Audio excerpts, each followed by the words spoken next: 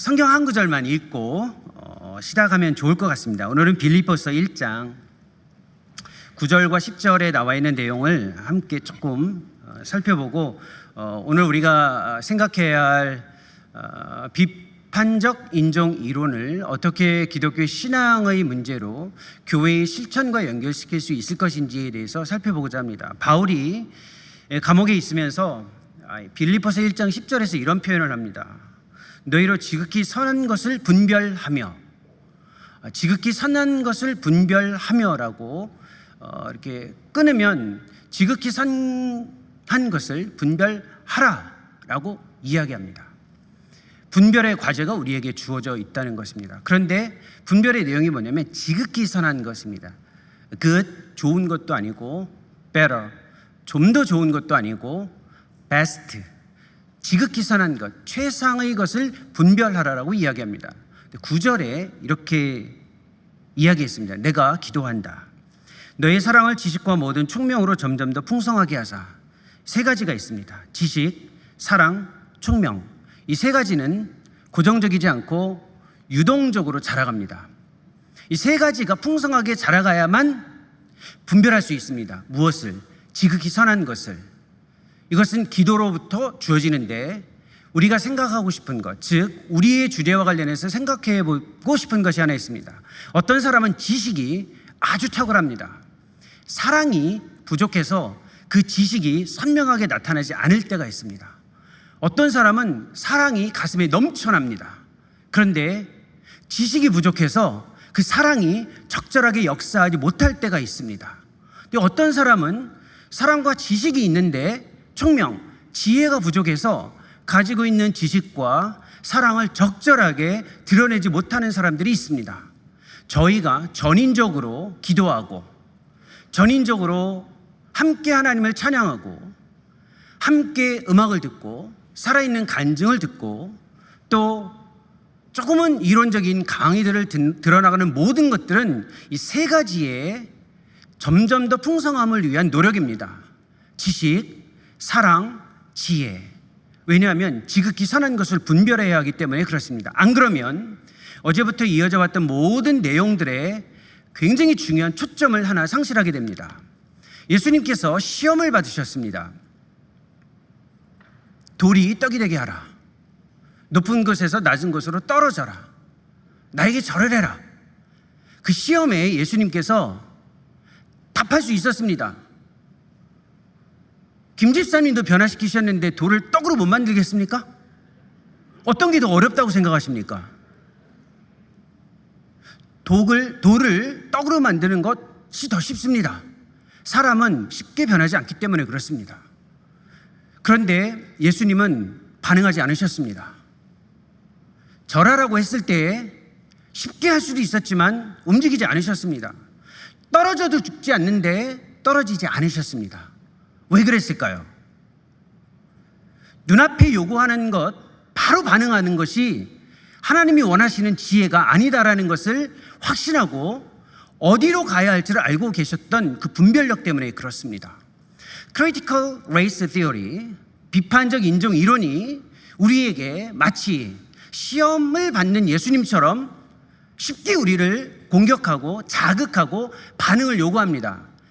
근데 그것 자체가 잘못됐다라는 것이 아니라 그 자체가 우리에게 접근하는 방식을 착각하게 만들거나 하나님이 원하시는 방식이 아닌 방식에 우리 스스로를 몰입시켜버리는 위험에 우리가 빠져서는 안 된다는 교훈이 있습니다.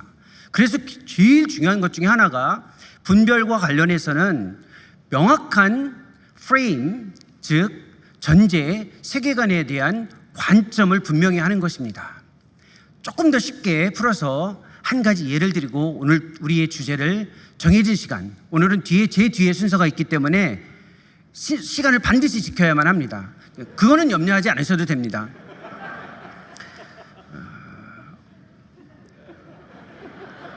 다음 말은 하지 않겠습니다. 네.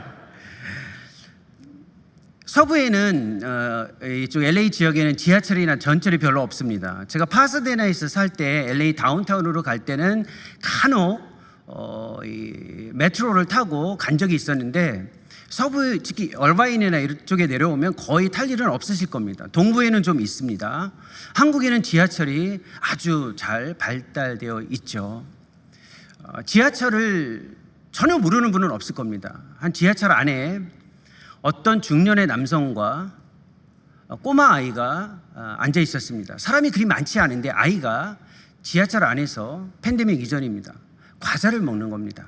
사실 그런 데서 과자를 먹으면 부모가 이렇게 얘기합니다. 이런 데서 과자 먹으면 안 돼 라고 이야기해야 되는데 그 중년의 남성분은 그 아이가 과자를 먹는데 신경을 쓰지 않는 겁니다. 자기의 자녀인데. 이 아이가 좀 어리니까 과자를 먹다가 흘리는 겁니다. 흘리면 부모가 야 이렇게 흘리면 안 돼. 주워 먹어야지 라고 한다든지 아니면 왜냐면 5second 룰이 있잖아요. 다 아시잖아요. 5초 만에 잡아서 먹으면 괜찮습니다. 아니면 아예 너 이렇게 하면 안 되라고 엄하게 좀 꾸시람을 한다든지 해야 되는데 그 중년의 남성분이 아무것도 안 하는 겁니다. 여러분이 만약에 그 장면을 같은 지하철 트레인에 그 칸에 타서 보고 있다면 무슨 생각을 하겠습니까? 어떻게 자녀를 저렇게 키울까? 어떻게 아이가 저렇게 공중 도덕도 없이 지내는데 그냥 둘까? 이런 생각 갖지 않겠어요? 그렇죠? 그리고 지금 이런 곳에서 어떻게 부모가 무책임하게 저럴까라고 생각할 수 있습니다. 그런데 이 중년의 남성은 바로 전 자기의 사랑하는 아내를 장례하고 어쩔 수 없이 제대로 변변한 장례식도 치르지 못하고 화장을 하고 하나 남겨진 자기의 자녀를 데리고 지하철을 타고 집으로 가는 중이었습니다. 이 중년의 남성을 향해 여러분들은 어떻게 하시겠습니까? 어떻게 자녀가 저렇게 먹는데 그냥 저렇게 둘까라고 할 수 있는 사람은 없습니다. 인종과 관련된 우리의 접근도 마찬가지입니다. 똑같이 우리에게 찾아오지만 어떤 맥락, 어떤 관점에서 보느냐에 따라서 완전히 달라질 수 있다는 것입니다. CRT는 Center for Reformed Theology가 아닙니다. Critical Race Theory입니다. 똑같은 이니셜이지만 다르게 쓸 수 있다는 겁니다. 인종과 관련해서도 마찬가지입니다. Critical Race Theory에서 인종과 관련된 문제를 우리에게 심각하게 접근해 올 때 우리는 어떻게 하지? 우리는 어떻게 답변할까? 이러면 안 되는데 라고 복잡하게 조금 거칠게 표현해서 호들갑 떨며 반응할 수도 있지만 인종에 대한 이해를 하나님의 관점에서 보기 시작하고 성경의 가르침의 관점에서 들여다보기 시작하면 그들처럼 요란하게 불안해하면서 접근하지 않고서도 확신 있게 다가설 수 있다는 것입니다. 이해할 수도 있고 다른 관점에서 인종의 문제를 볼 수도 있고 인종이 제기한 문제들을 다른 방식으로 접근해서 하나님이 원하시는 관점으로 대응할 수도 있습니다. 그것이 우리가 생각해야 할 과제이기도 합니다. 제가 낮에 있습니까? 밤에 있습니까? 지금은 낮인 것 같지만 저의 몸은 밤을 따라가고 있습니다. 정승원 교수님도 마찬가지셨을 겁니다. 이른 아침이었지만 한국의 오후에 있었습니다. 똑같은 모습인데 그 사람이 가지고 있는 맥락을 다시 보면 이해할 수 있다는 겁니다. 제가 남반구에 살았었습니다. 케냐의 나이로비는 북반구가 아니고 남반구입니다. 거기서 살 때 이런 말을 많이 들었습니다. 성탄절이 되어졌는데 그리고 날씨가 더운데 괜찮나요? 거기는 춥습니다. 반대로. 그리고 여기가 겨울일 때 거기는 여름입니다. 이곳이 여름일 때 그곳은 겨울일 수도 있다는 겁니다.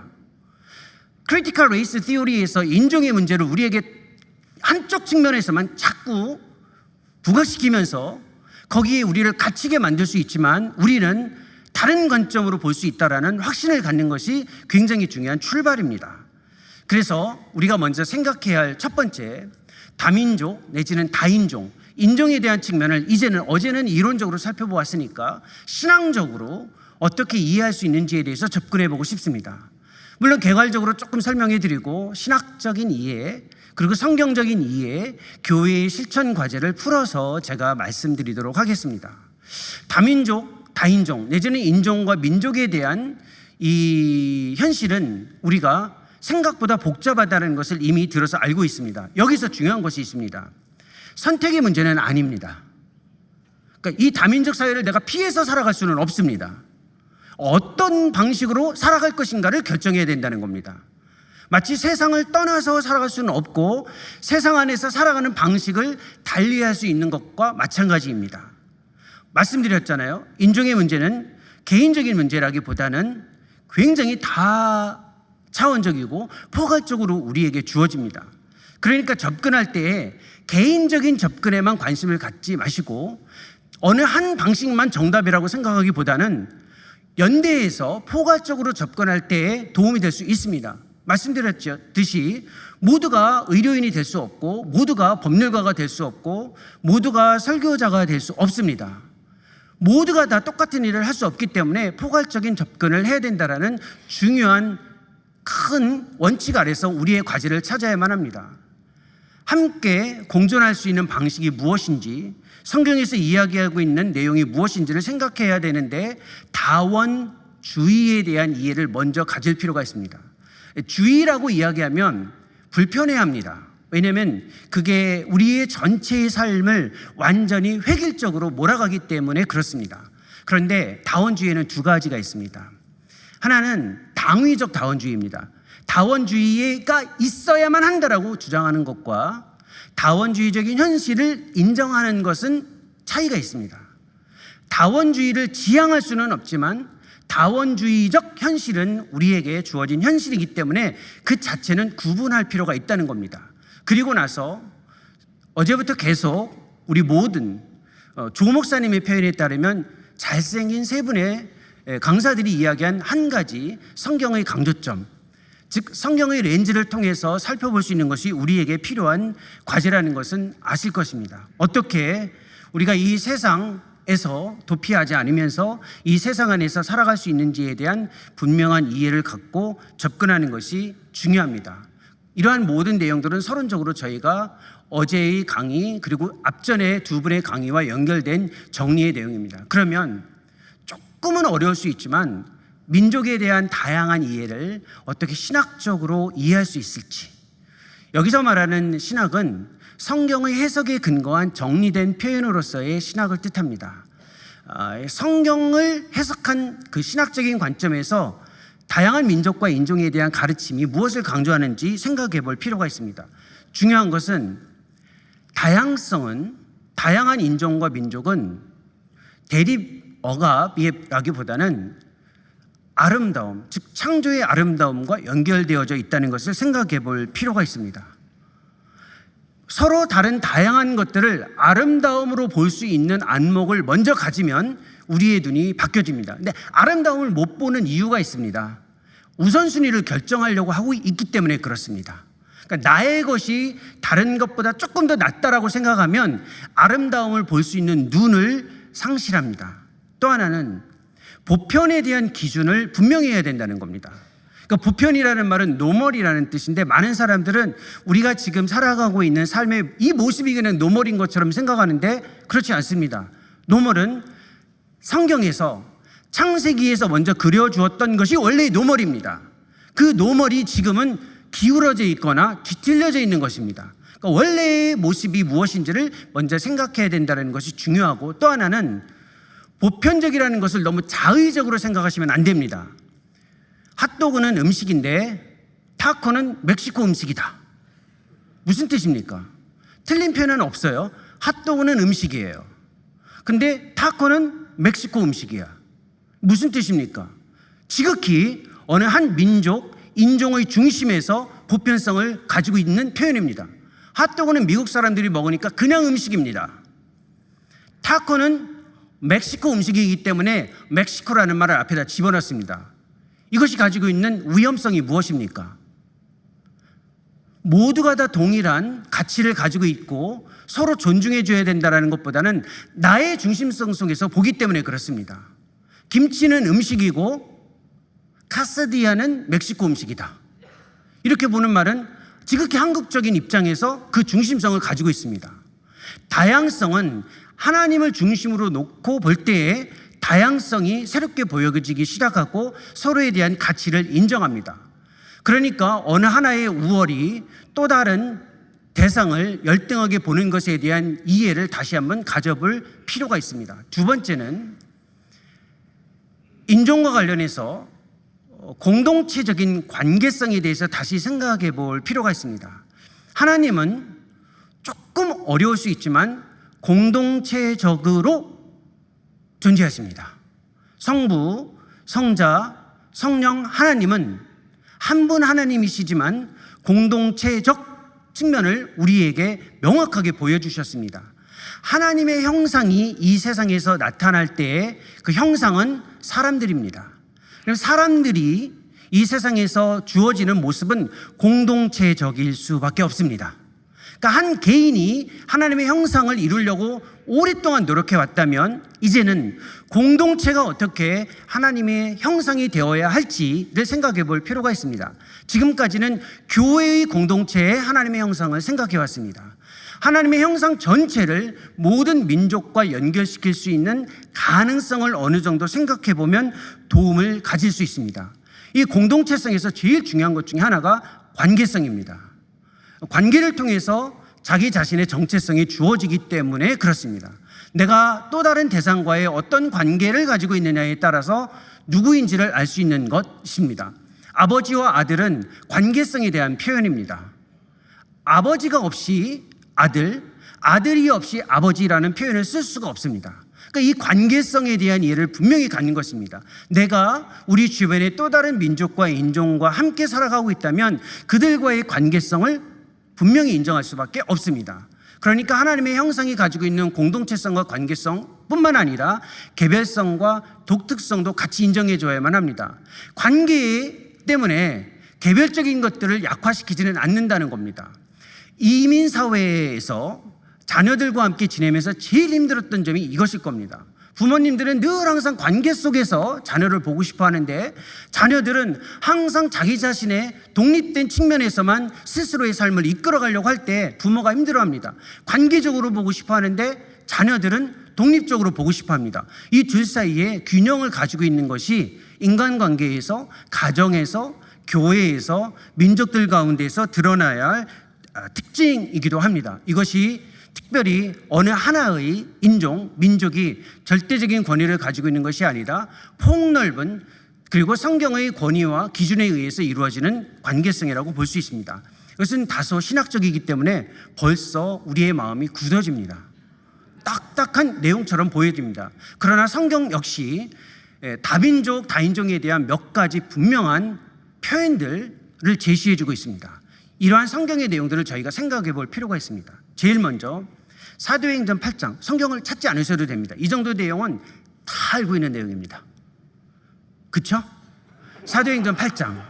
사도행전 8장에 보면 우리 김 집사님께서 마가복음을 읽어 나가셨을 때 예수님의 십자가 처형 앞에서의 그 감동을 가져야 되는데 저는 그런 감동이 없습니다. 근데 의구심은 좀 있었습니다. 사도행전 8장을 읽어 나가는데 이디오피아 내시가 나옵니다. 근데 이 이디오피아 내시를 생각해 보십시오. 이방인이죠. 장애인입니다. 이름도 알 수 없습니다. 근데 이분이 기독교 공동체로 입문했습니다. 아니 그냥 편안하게 생각해 보세요. 이방인, 장애인, 이름 없는 사람이 그것도 안수받은 목사가 아닌 집사에게 세례를 받고 기독교 공동체에 들어왔습니다. 가능한 일일까요? 성경에서 이야기하고 있는 다양한 민족과 인종을 우리의 관점에서 보면 어렵습니다. 유대인의 관점에서 보면 기독교인이 되기 위해서는 복음을 받아들이는 것보다 더 중요한 게 있습니다. 그 절차가 있습니다.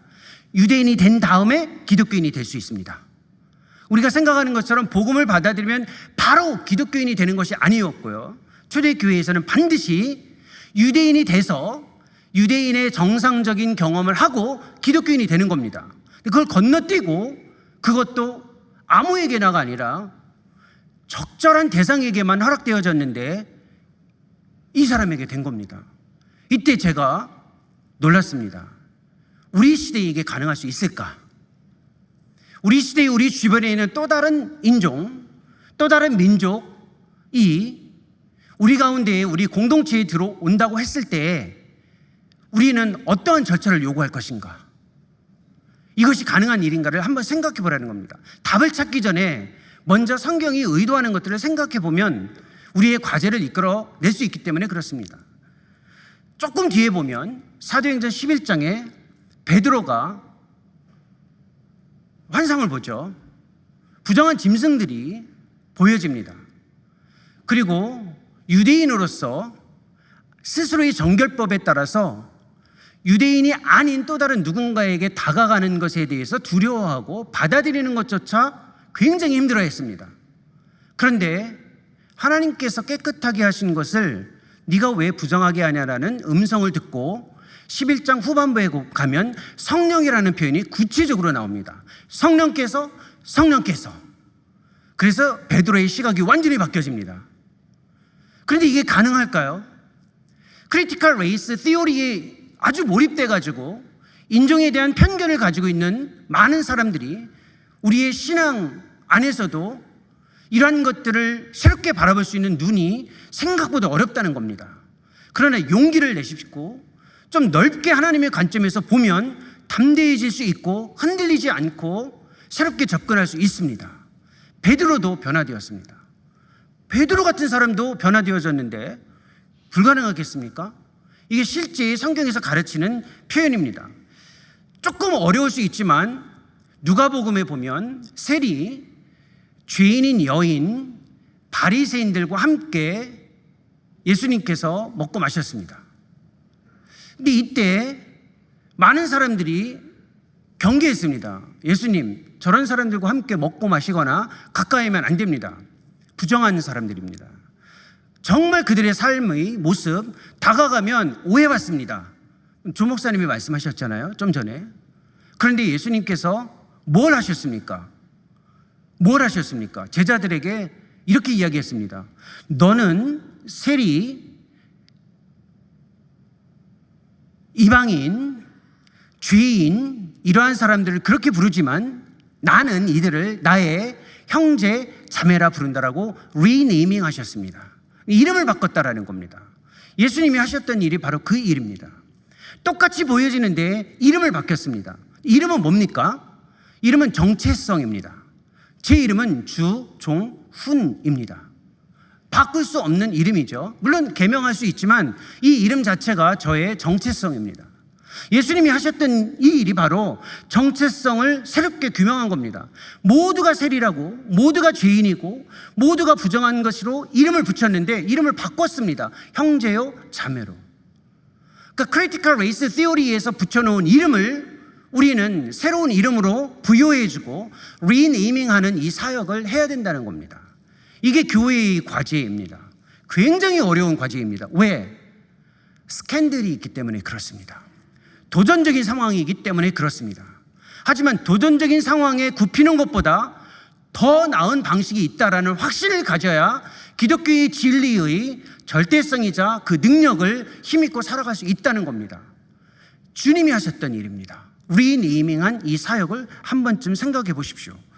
또 조금 더 어려울 수는 있지만 누가복음에 보면 이 천국 잔치에 초청받은 사람들이 모두 정해진 이 잔치가 다가오자 개인적인 사유로 인해서 오지 못했습니다.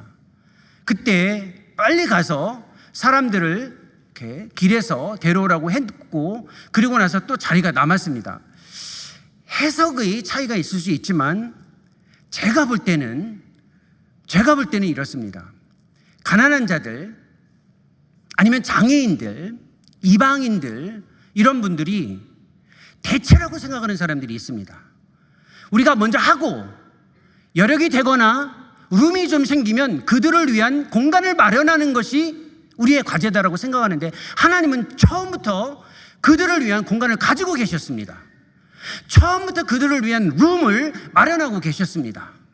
그러니까 우리를 먼저 채우고 그 다음에 보여지는 누군가를 대체로 삼지는 않으셨다는 겁니다.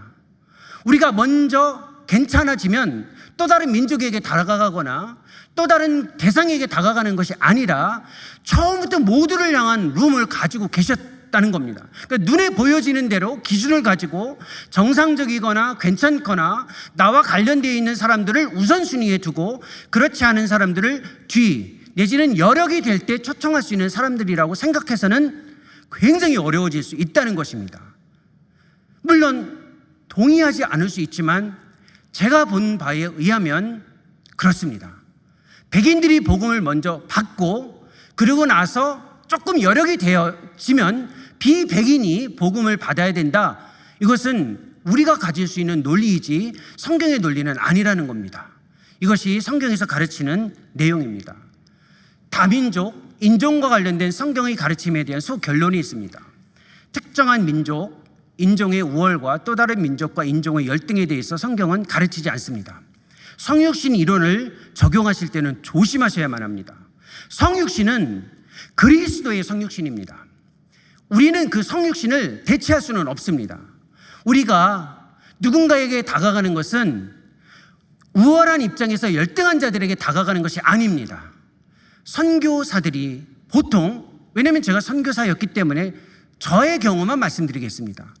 제가 조금 우월해서 열등한 자들에게 다가가는 것처럼 생각할 수 있는데 전혀 그렇지 않습니다. 우월의 문제가 아닙니다. 그리스도 안에서 또 다른 하나와 또 다른 하나일 뿐입니다. 그리스도 안에서 보여지면 나와 또 다른 대상이 아름답게 보여지는 것입니다. 내가 그들에게 그리스도처럼 다가가는 것이라고 보기가 굉장히 어렵습니다. 왜? 이미 그리스도께서 그 안에 역사하고 계십니다. 그러니까 성육신을 어줍지 않게 내가 마치 그리스도의 성육신을 대신하거나 따라갈 수 있다라는 생각을 표현할 때는 조금 조심하셔야 된다는 겁니다. 그리스도의 성육신을 흉내내기는 굉장히 어렵다는 것입니다. 그래서 저만의 논리가 아니라 여러 선교사님들과 신학자분들이 이야기하는 내용이기도 합니다. 한 민족의 관점에서 다른 민족을 평가하는 것을 주의하라는 표현을 제가 말씀드린 겁니다.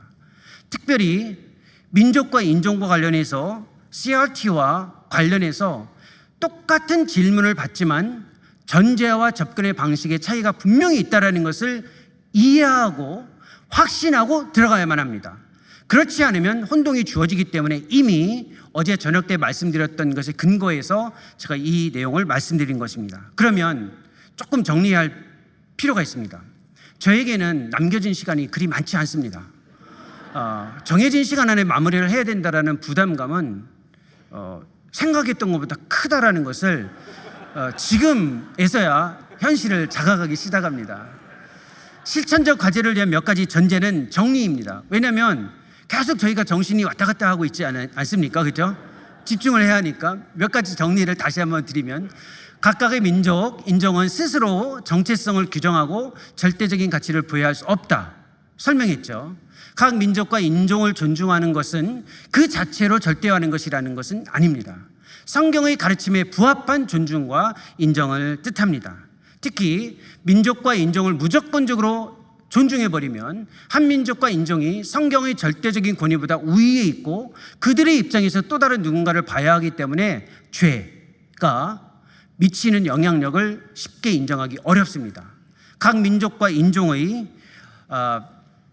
정체성과 가치는 계속해서 말씀드렸던 대로 성경에서 이야기하고 있는 측면에서 하나의 공동체 안에 있는 지체로 수용하는 것이 아주 중요합니다.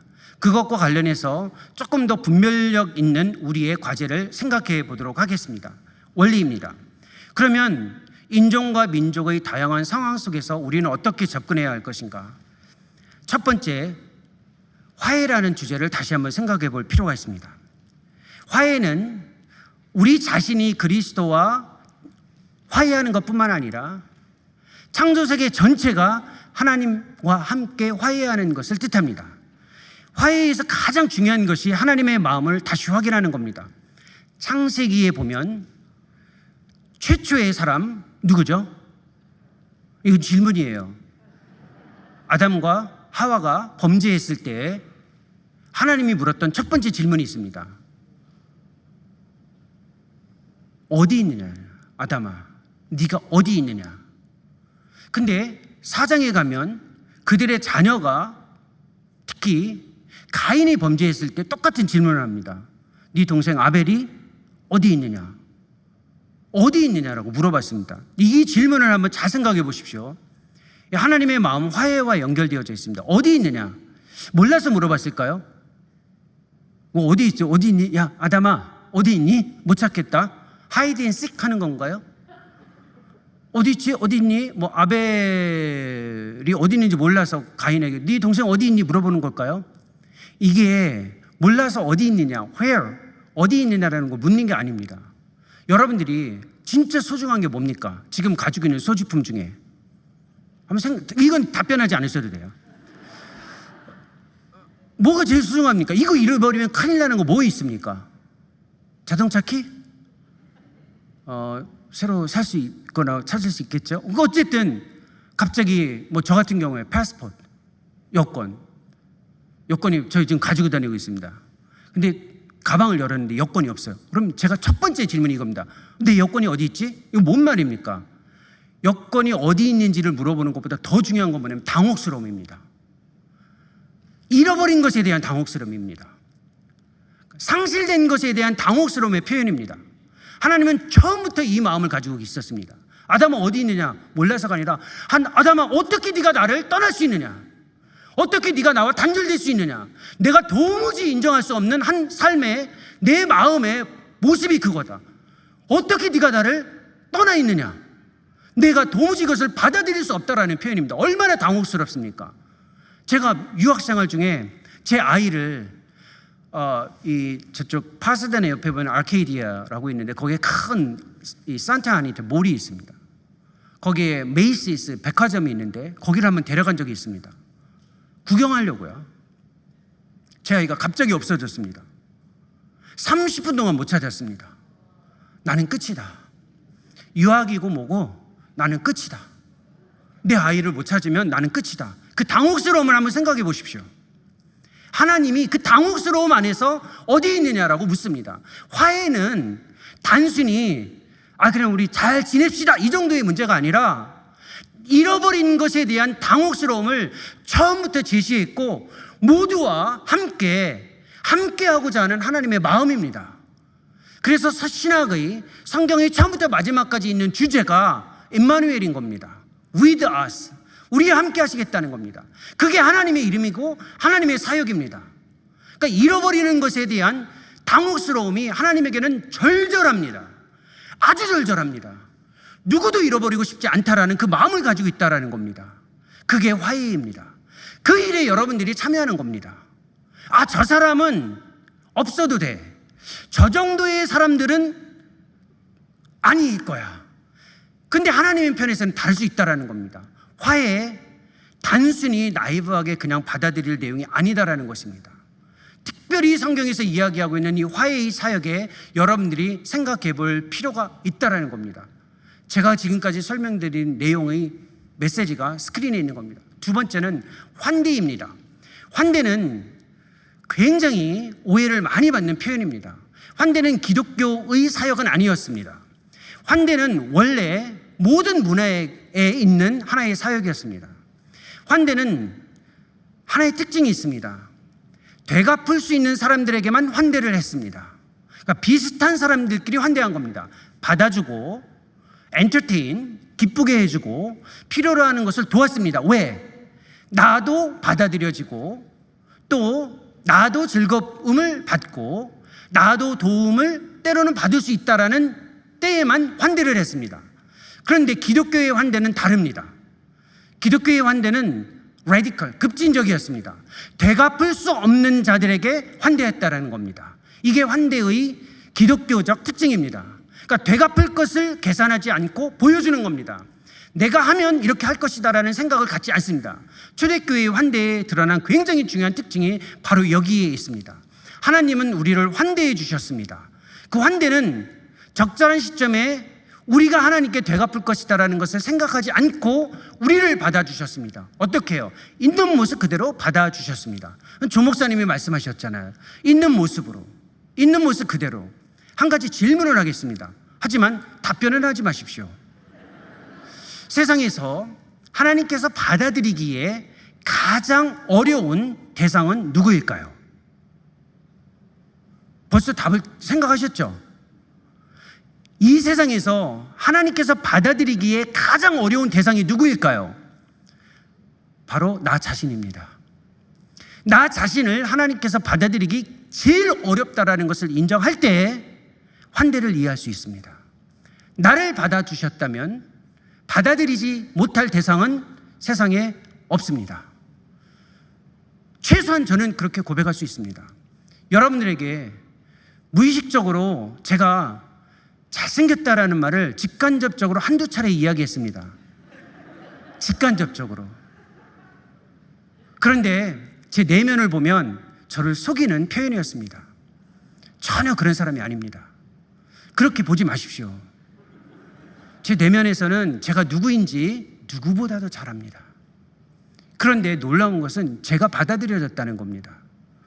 그 일을 우리가 해야 된다는 겁니다. 그러니 인종에 대한 눈을 다시 한번 보고 생각해 볼 필요가 있습니다. 모두가 다 저희가 들었던 내용입니다. 환대와 관련되어져 있는 이 측면에서 마지막 한 가지를 생각해 보십시오. margin으로부터의 환대라는 겁니다. 영어로 말하면 hospitality from the margin입니다. 초대교회는 이 환대를 할 때 항상 사회의 중심에 들어가서 환대를 하려고 하지 않았습니다. 항상 사회의 경계선에 있으면서 환대를 했습니다. 그런데 그때 하나님의 역사가 가장 강력했습니다. 초대교회가 가장 강력했던 이유 중에 하나가 하나님의 환대 사역을 사회적으로 중심지에 들어가서 해야 된다는 생각이 아니라 하나님의 중심이고 교회의 공동체가 사회에서 주변에 있더라도 그 환대에 참여할 때에 하나님의 역사가 강력하다는 것을 분명히 증거한 공동체였다는 겁니다. 여러분들도 마찬가지입니다. 꼭 우리가 중간에 그리고 중앙에 들어갈 필요는 없습니다.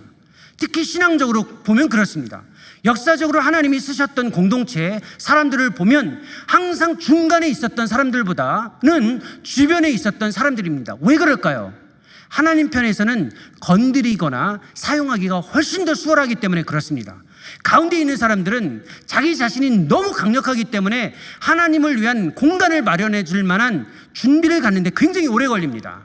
하지만 옆에 있는 사람들은 vulnerable합니다. 그러니까 하나님이 사용하기가 너무 쉬운 겁니다. 환대도 그렇게 이루어지는 것입니다. 항상 여러분이 우리가 중앙에 들어가서 환대를 하려고 하지 마시고 여러분의 교회 공동체의 위치에서 환대의 사역에 참여하는 것이 중요합니다. 배제와 포용은 굉장히 어려운 주제이지만 쉽게 생각하면 그렇습니다.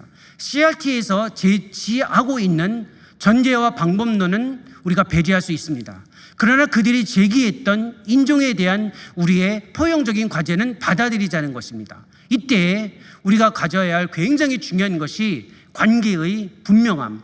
이것은 성경에서 정의라고 이야기하는데 그 정의는 또 다른 말로 하면 샬롬이라고 이야기합니다. 그래서 정의라는 표현은 TRC나 모든 이 비판 이론들이 같이 다 쓰고 있지만 샬롬이라는 언어는 성경과 기독교의 언어입니다. 샬롬은 내 마음의 평온한 상태를 샬롬이라고 하지 않습니다. 중요한 것은 관계의 분명한 방식을 고정해 놓는 것입니다. 하나님을 하나님으로, 사람을 사람으로, 이웃과 우리의 관계를 명확하게 할 때 거기에서 샬롬이 주어진다는 겁니다. 이제 마무리를 해야 합니다. 유대인데 이 솔리데리티는 조 목사님이 설명을 하셨습니다. 함께 하나 기억할 필요가 있습니다. 너무 지나치게 느슨한 연대에 빠져서는 안 된다는 겁니다. 개인주의에 익숙하신 분들은 공동체와 함께 애매한 관계성 속에서 느슨하게 연대해 있습니다.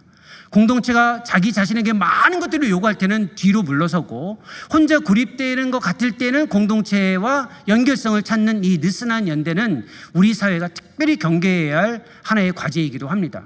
관점의 전환은 이미 말씀을 드렸습니다. 몇 가지 결론적인 내용만 언급하고 마무리하겠습니다. 하나님의 환대에 참여하십시오. 특별히 예배의 공동체의 모임은 하나님의 환대에 있어서 하나님이 우리를 초청하시는 것이다 라는 그 중요한 실천적 의미를 담고 있습니다.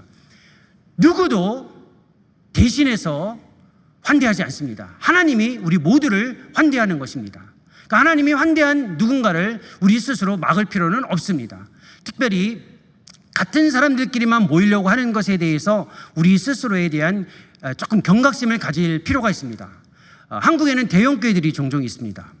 대형교회는 큰 교회이기 때문에 많은 사람들이 모인 것 같지만 실제로 들여다보면 비슷한 사람들이 많이 모인 겁니다. 다른 사람들이 그 문턱을 넘어서는데 굉장히 어렵습니다. 열어놓았다라고 하지만 들어가기가 어렵습니다. 그러니까 비슷한 사람들이 많이 모인 것이 큰 교회가 될 가능성이 조금 더 많다는 겁니다. 그런데 이민교회는 상황이 좀 다를 수 있습니다. 좋은 기회일 수도 있습니다.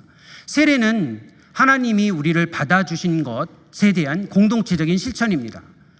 성찬은 하나님이 우리를 인정해 주신 것에 대한 공동체의 또 다른 인정이기도 합니다. 이 두 가지의 내용, 세례와 성찬은 다음번에 혹시 기회가 있다면, 그 조건입니다. 기회가 있다면 세례와 성찬이 어떻게 공동체의 또 다른 민족과 관련되어져 있는 교회의 중요한 과제가 될 수 있는지에 대해서 말씀을 드리고 일단 마지막 내용만 가지고 말씀을 드리도록 하겠습니다. 모임 자체가 아주 중요합니다. 함께 모이는 것 안에서 하나님의 역사가 분명히 이루어지는데 모임에 누가 소외되는지를 특별히 보시되 첫 번째 과제, 다민족 인종 중에 첫 번째 대상이 지금은 다세대와 연결해서 우리의 다음 세대입니다. 우리의 어린 자녀들은 다민족과 같이 살아가고 있습니다. 먼저 교회 공동체에서 그들을 받아들일 수 있는 함께 연합의 실천을 이루어가기 위한 노력을 출발한다면 주변에 있는 라티노, 화이트, 블랙, 피부색과 상관없는 모든 분들을 수용할 수 있는 눈이 현실적으로 보여질 것입니다. 일단 여기서 마무리를 짓고 제 뒤에 오실 리가 저보다 훨씬 더 크기 때문에 아주 중요한 내용을 가지고 우리 모두에게 필요로 하는 메시지를 전달해 주시기를 기대해 봅니다. 수고하셨습니다.